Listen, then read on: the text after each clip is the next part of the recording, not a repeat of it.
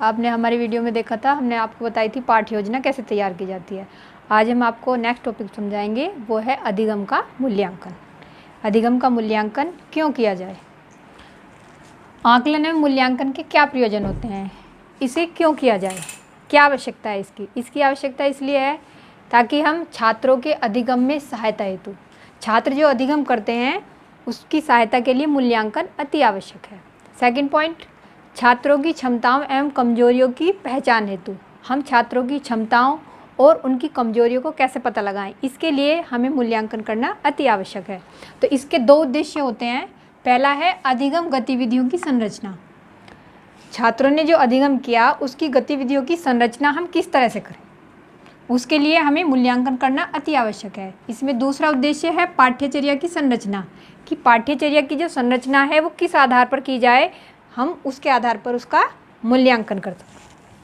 Third point है हमारा किसी विशेष अनुदेशनात्मक रणनीति की प्रभावशीलता के आकलन हेतु, मूल्यांकन को हम किस लिए प्रयोग करें, अनुदेशनात्मक रणनीति की प्रभावशीलता के लिए, कि हमारी जो अनुदेशनात्मक रणनीति है उसकी प्रभावशीलता कितनी है, उसके आकलन के लिए हमें मूल्यांकन करना अति आवश्यक है। नेक्स्ट पॉइंट, पाठ्यचर्या की प्रभावशीलता के आकलन हेतु, हमारी जो पाठ्यचर्या है उसकी प्रभावशीलता छात्रों पर कितनी है, उसके लिए हमें मूल्यांकन करने की अति आवश्यकता है।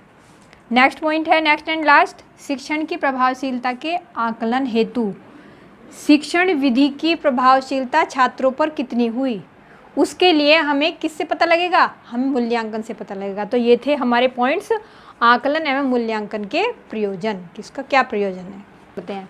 फर्स्ट है हमारा अवधारणा परीक्षण। अवधारणा परीक्षण को हम दो भागों में विभाजित करते हैं। वो किसके मध्य विभाजित होती है, लघु व्याख्या और बहुविकल्पीय प्रश्नों के मध्य विभाजित होती है, उसको बोलते हैं हम अवधारणा परीक्षण। जो साइंस के स्टूडेंट हैं वो पढ़ते होंगे कि उसमें उन्होंने पढ़ा है कि समस्या, पहले समस्या आती है, फिर उस पर क्या किया जाता है, उस पर परिकल्पना की जाती है, जिसको हाइपोथेसिस बोलते हैं। तो वो होती है परिकल्पना, परिकल्पना के आधार पर हम उसको बोलते हैं अवधारणा परीक्षण।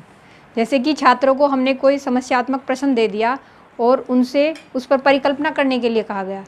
जैसे कि छात्रों से बोला कि यदि हैंडपम्प का पानी ख़त्म हो जाए तो इस समस्या का निवारण क्या होगा, तो उस पर छात्र क्या करेंगे, अपनी परिकल्पना देंगे, अलग अलग तरीके से समस्या का समाधान करने का प्रयास करेंगे। तो वो कहलाता है अवधारणा परीक्षण। उसके आधार पर हम करेंगे छात्रों का मूल्यांकन।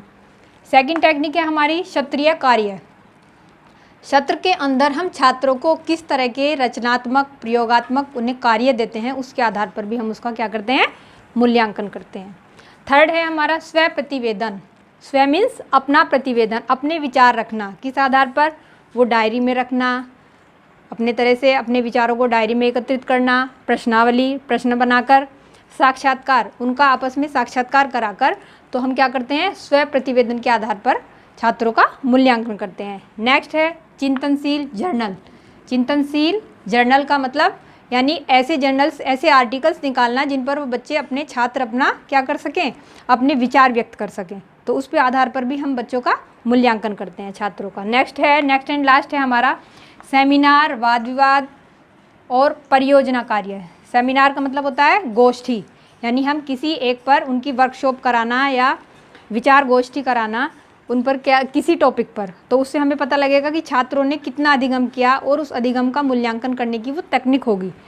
दूसरा है वाद विवाद, यानी उनका ग्रुप डिस्कशन कराना। नेक्स्ट परियोजना कार्य, यानी उन्हें कोई प्रोजेक्ट दिया जाना कि वो उसे किस तरह से कंप्लीट करेंगे, इसके आधार पर भी हम छात्रों का मूल्यांकन करते हैं। और लास्ट है इसमें क्लब गतिविधियाँ। क्लब गतिविधियाँ कि उन्हें कुछ इस तरह से कार्य देना जिसमें कि समाज की अलग अलग गतिविधियाँ हैं, उनके आधार पर हम छात्रों का मूल्यांकन करेंगे। तो ये हुआ हमारा मूल्यांकन की तकनीक। इन तकनीकियों के आधार पर हम छात्रों के अधिगम का मूल्यांकन करते हैं। यदि आपको हमारा वीडियो पसंद आता है तो आप इसे लाइक करें, सब्सक्राइब करें और शेयर करें। धन्यवाद।